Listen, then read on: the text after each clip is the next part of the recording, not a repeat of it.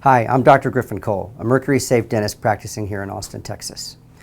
Have you ever had concerns about the mercury amalgam fillings that you may have in your mouth? You know, the silver fillings that contain about 50% elemental mercury? Well, in dental school, we're taught that once you mix the mercury with the other components of the amalgam filling, it becomes inert. So today, we're going to try to put that theory to the test.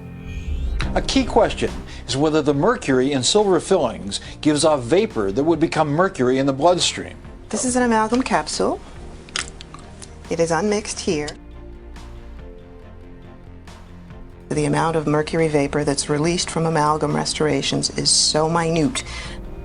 This is an unopened sealed jar of pre-encapsulated amalgam capsules.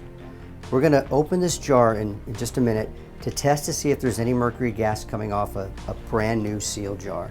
And to do that, I want to introduce the expert. Hello, I'm Alex Hummel with Mercury Instruments USA. We specialize in mercury-specific testing equipment. Today we brought Mercury Instruments VM3000 Mercury Vapor Analyzer, which is designed to measure elemental mercury in the atmosphere.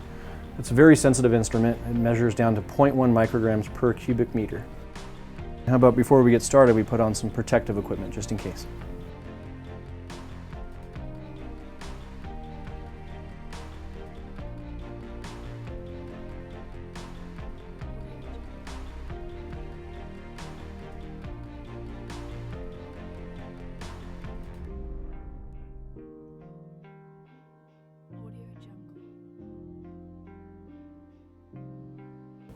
So as you can see, those numbers rose significantly. Alex, what does all this mean?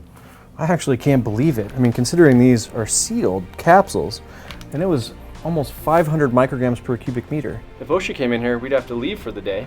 And if this was like a public building, the EPA would evacuate it completely. Wow, seriously? Yeah. God, then I'm really interested to see what happens when we actually mix one of these things up. This is an amalgamator. This is the instrument that's going to mix the mercury with the other ingredients to form the amalgam filling. Keep in mind that we're taught in dental school that once they combine, the mercury becomes relatively inert at that point. So let's try this.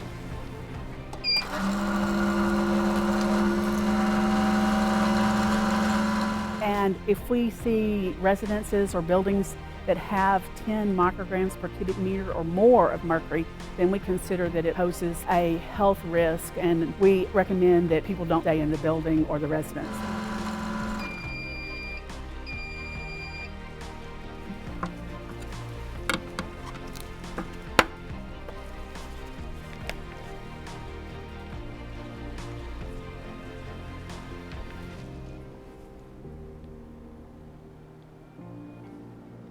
Ten micrograms is generally considered inhabitable. They shouldn't be living there without some kind of respiratory protection, and the cleanup goal to make sure everything's completely removed to the point where it can never pose a threat to anyone, even small children with health problems, is 0.3 micrograms. We're turning now to the OSHA Hazard Communication Standard.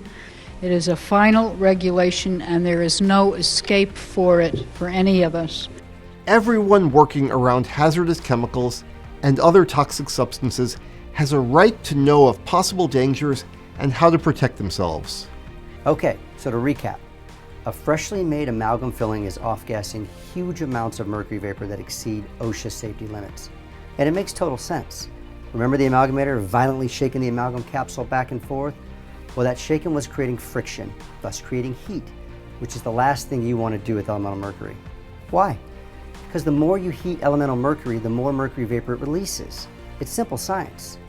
This large exposure of mercury to the patient is one of the reasons why I decided to become a mercury-safe dentist 23 years ago.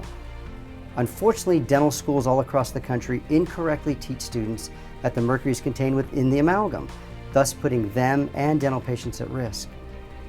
This experiment was extremely easy to do, and it's easy to reproduce, but also dangerous. So for those of you out there who are considering trying this, please be sure to utilize proper protection equipment to keep yourself safe.